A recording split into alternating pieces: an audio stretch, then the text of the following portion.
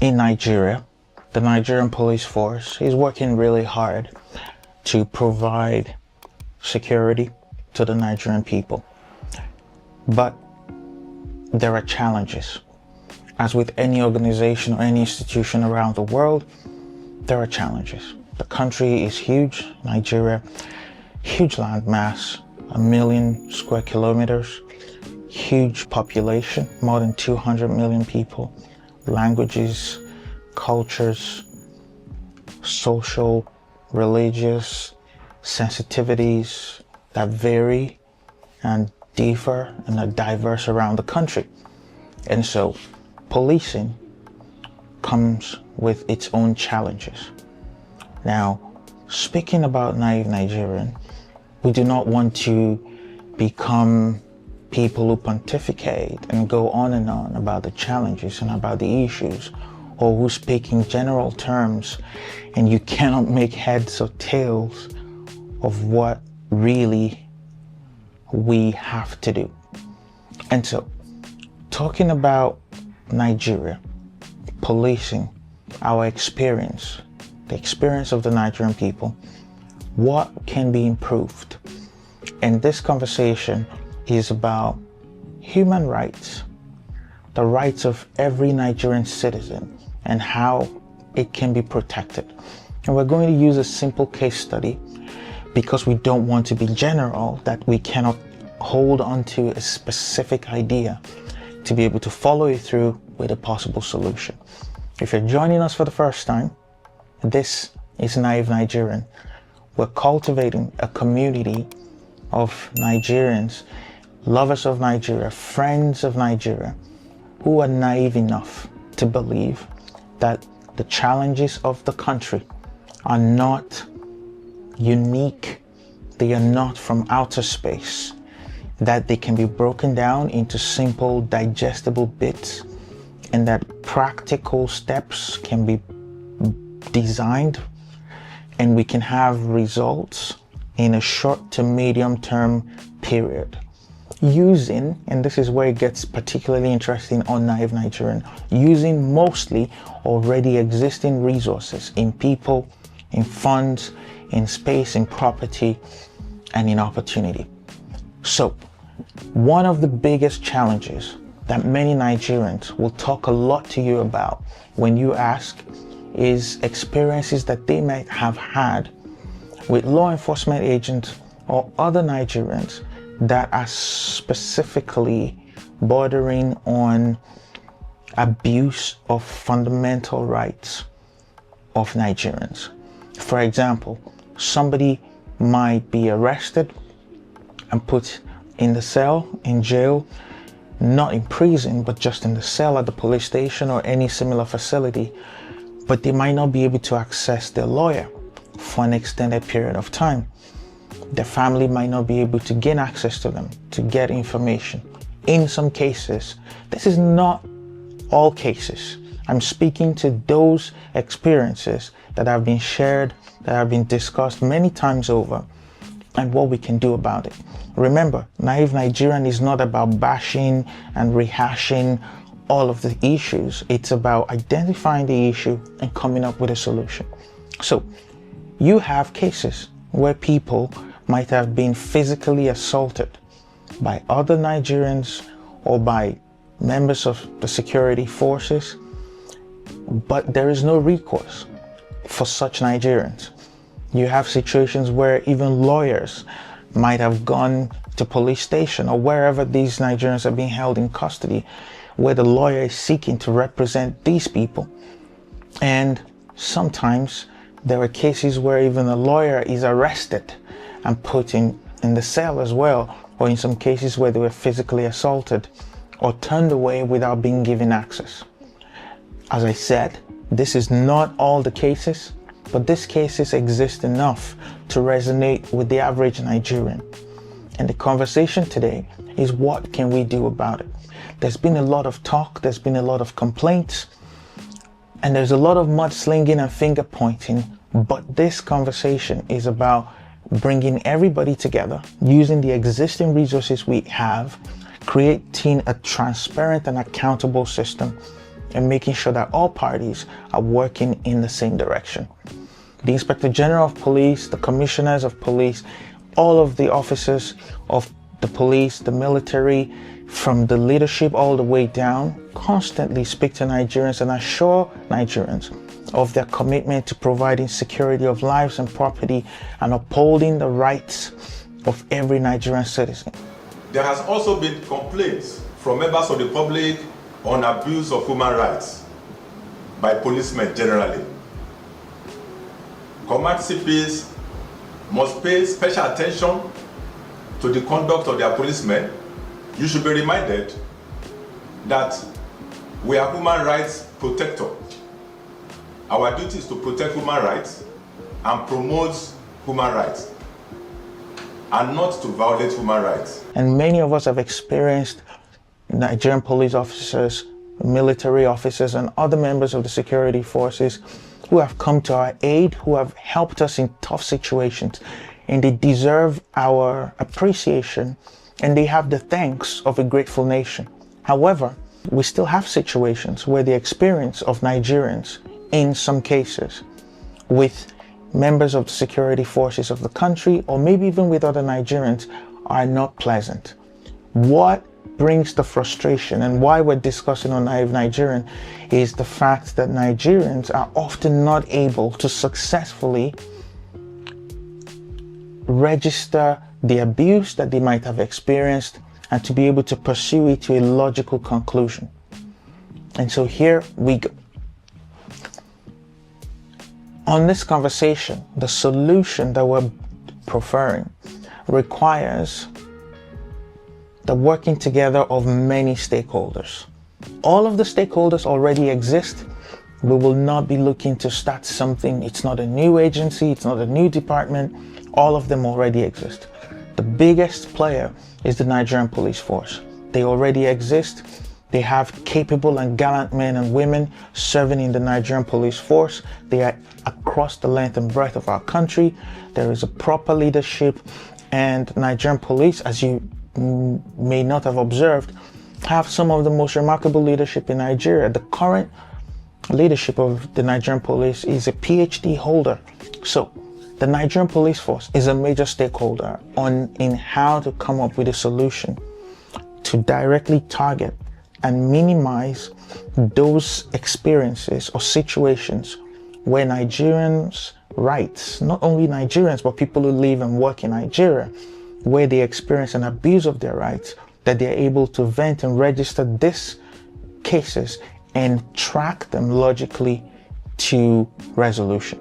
So the Nigerian police force is a big stakeholder. And my belief and understanding is that they are very willing, because this is their beat. This is what they do. This is what they're working on a daily basis. So the Nigerian police force. The second stakeholder is the Nigerian Bar Association. The Nigerian Bar Association is an association of all legal professionals in Nigeria. Not just people who say they're legal professionals, but people who have actually had the education, who have gone to the Nigerian law school, who have been certified by that body and licensed to practice law across the length and breadth of the nation. There is a strong leadership from the Nigerian Bar Association, right from the federal all the way to the state and to the local areas across the country. So the Nigerian Bar Association is a big player. Another player that many of us might not know too well is the Nigerian Human Rights Commission. The Nigerian Human Rights Commission has existed for many years, and the focus of the Nigerian Human Rights Commission is exactly the conversation that we're having today, is to make sure that the rights, the human rights of Nigerians are protected, so that they provide sensitization training, but also support and resources to help Nigerians in situations where their rights have been abused, that they find recourse, but more importantly, in a proactive way, to create and sensitize a nation where all people and every component of the Nigerian experience knows not to abuse the rights of the other person. The last one, which is the fourth one, is the National Youth Service Corps. And I know we talked about this in the introductory conversation of Naive Nigerian, that the National Youth Service Corps, NYSC, will be such a massive game changer in our country. And the reason is well explained. You can check on the link here, or maybe in the comment in the description under this particular post, wherever you're listening or watching this from. The National Youth Service Corps will continue to be a key player. So we have the NPF, Nigerian Police Force, we have the NBA, the Nigerian Bar Association, we have the Nigerian Human Rights Commission, and we have the National Youth Service Corps. All of these people are already paid for. They have been hired by the government. They have spread and reach. They have legal, legislative support and power of the Nigerian state according to their own scope and jurisdiction. So what does this look like? Let me start with the Nigerian Bar Association. We could create a remarkable structure where the Nigerian Bar Association, from the top, working together with all the states and local branches, creates a database of all members of the NBA who would like to be signed up for pro bono services. And so imagine that I am the NBA chairman and I notify all the states. We create a simple database, a document that says, if you will be available this month, for the next 3 months, or tell us the period for which you'll be available to render pro bono services, please put your name here, click a link, a form can be developed. We can reach out to Nigerians even on social media, easy solution. The Nigerian Bar Association exists, and we have this database of legal professionals, from fresh grads to extremely experienced people to organizations that are doing great work in Nigeria, coming in there to say, for the next 2 months, we are willing to take 3 pro bono cases.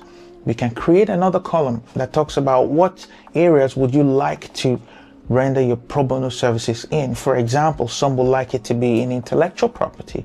Some would like it to be in sports. Some would like it to be in human rights. Some would like it to be in family issues, divorce, family court, child abuse issues, so many issues of the Nigerian experience. And other people who would say they're open to whatever area. The idea is that everyone gets the opportunity. In this case, the lawyers and legal practitioners, they get the opportunity to use their skills as a service in a really consequential way to the country. That matters, because for every single person who explores this opportunity, every legal practitioner, they get to experience Nigeria in a deeper way and to be able to give back and directly contribute to a country in which they have a stake. That's the part for the Nigerian Bar Association. We'll come back to it. Many people would say in our National Youth Service Corps, we have law graduates, people who have studied law in our institutions. They've gone to law school, they've graduated, they've finished their NYSC. Many of these people have a lot of energy. They're very passionate about the country. They want to make a difference. And this could be a massive opportunity. During their service year, law graduates could also have the opportunity to sign up on this pro bono register, because they're already called to bar after the law school. Now they're serving. They are fresh graduates, but they have energy. They still have all of that knowledge that they just studied in school, and they want to give back. And so in the service year, it gives fresh graduates, legal professionals who are just graduating, the opportunity to actually take all they've learned in class, in their mock trials and different exposures that they've had in their internships, to bring it to actually help real people in real situations. The Nigerian Bar Association could create a mentorship program where a junior lawyer could take on a case, but they would have access to a senior professional in the industry to give them counsel and direction. That senior professional might not be able to commit all their time because they're busy, but the younger professional who wants to give back can get that line of communication to senior professionals who are able to mentor them to help them with their cases. So we've connected the NYSC into the Nigerian Bar Association in that system. The National Human Rights Commission already has a lot of programs and initiatives. Because of their standing, their legal constitutional recognition, they are able to serve as a coordinating center with the Nigerian Bar Association, according to the scope that we've talked about, as well as with the NYSC program, legal practitioners. There are other people who have studied legal studies. They have not studied law, but they've studied areas that are related to these programs, and they are serving. Maybe secretariat studies, people who are studying legal or paralegal programs, who are also in their service here, could have opportunity to give back in this program because they're going to tie themselves to legal professionals and they will be able to work together. All of these stakeholders playing together, we can create, with the telecoms industry, with media companies, and they will be able to provide a dedicated line. Say we call it 111. We have a dedicated line called 111. We go on radio, we go on TV, we go to every corner of Nigeria, and we say, if you are experiencing or you've experienced an abuse of your rights, call this number or text this number. And we create a clearinghouse, a control station. We could do that team for every state of the Federation. And we could take people, again from the NYSC, with the skills, knowledge of languages, history, psychology, criminology, languages, who have studied the Nigerian geography, secretariat studies, people who have studied media, communication, technology, IT, creating a team of another 200 that will be a crack team that will be the 111 control center for each state. And heading each of those control centers will be a representative of the Nigerian Police Force, a representative of the Nigerian Human Rights Commission, a representative of the Nigerian Bar Association, and of course, a representative of the Director General of the NYSC, working together to process these calls. And so when people text or call 111, 111 is just an illustration. These calls are routed to the respective states where the calls are originating from. And we already, through that structure, can effectively begin to eliminate a lot of human rights issues in the country. Let me run 2 scenarios, and I'll be happy to hear from you. You can put your comments down below. You can put it wherever you have the comment bar, wherever you're listening from. I'll be watching to definitely engage with you. Let's run a scenario where I am arrested by the police or by anybody. And why I will say majority of the Nigerian police and members of the Nigerian security forces are doing a great job, working really hard, defending us day and night. There are always a few people who will decide to take laws into their hands. And so let's say I'm arrested by one of those members of the police who want to take the laws into their hands. And I'm locked behind a cell, and I'm able to reach out one way or the other to my family, and they bring a lawyer who comes in to speak to the DPO or whoever the officer is, knowing the Nigerian law that you cannot keep people for more than a certain period. So if this person is arrested, I am arrested in this illustration, and it's beyond that period, and I have my lawyer come in and try to discuss and have me bailed. And if, for example, the lawyer is abused or kicked out or even arrested or anything, because the lawyer is a member of the Nigerian Bar Association, is a known quantity, we can notify either through the NBA's local or state chapter or through the 111 that a member of the Nigerian Bar Association has been abused or his rights have been violated in their attempt to defend the human rights of another Nigerian or a resident of the country. By notifying, using these channels, we trigger that process where NBA membership, but more importantly, that list of legal practitioners who have put their names in the register, volunteering to work pro bono, we can go in there and find both fresh graduates and experienced legal practitioners that can come together, working with the Nigerian Human Rights Commission, working with the leadership of the Nigerian Police Force, to come together to say, we have a situation here, what can we do about it? Because this process this system creates a transparency and accountability to it. Issues are going to be resolved very quickly. When representatives of the Inspector General, the Commissioner of Police, are looking at a case where an errant police officer is behaving outside of the law, abusing someone's rights, and we have created a structure through which that information can come quickly to these stakeholders. One or all of these stakeholders are able to reach out to whoever is abusing or violating the rights of another person to seize.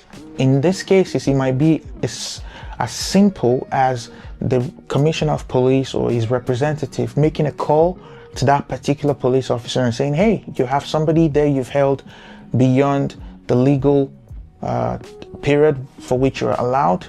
You've not charged them. You've not got a legal a court dispensation to hold them longer. Is there a reason? That conversation will quickly lead to the release of this person. And it would also give the leadership of the Nigerian police force the opportunity to weed out the few errant officers in their ranks that may be giving the force as a whole a bad name. And that's a practical way by which every single person with every violation of human rights that happen and the swift consequence that falls on whoever is violating it, everyone from the police to the military to every Nigerian will start to learn that there will be consequences, and it will not take 10 years or it will not go unattended. And when we know that there are consequences, behavior will drastically change across every level of society. I could give another example and another example, but I do not want this to be longer than it needs to be. I want to hear from you in the comments. Let me know what you think about this idea, ways by which you think this could even be made better. Some people might tell me that some of this is already being done in some places, and kudos to every single place and every DPO, every area, every program, from the military to the police force, where versions of this is already in play. What we're talking about though is a national approach where it is a similar program everywhere. And if I'm in Sokoto or I'm in Port Harcourt, if I'm in Calabar or I'm in Lagos, if I'm in Niger State, if I'm in Minna, if I'm in Damaturu, if I'm in Kafanchan, it's the same confidence and the same structure that I have, that my rights will be protected. And anywhere that my rights are violated, we have a structure that brings consequence relatively quickly. I'm looking forward to hearing from you. See you next time.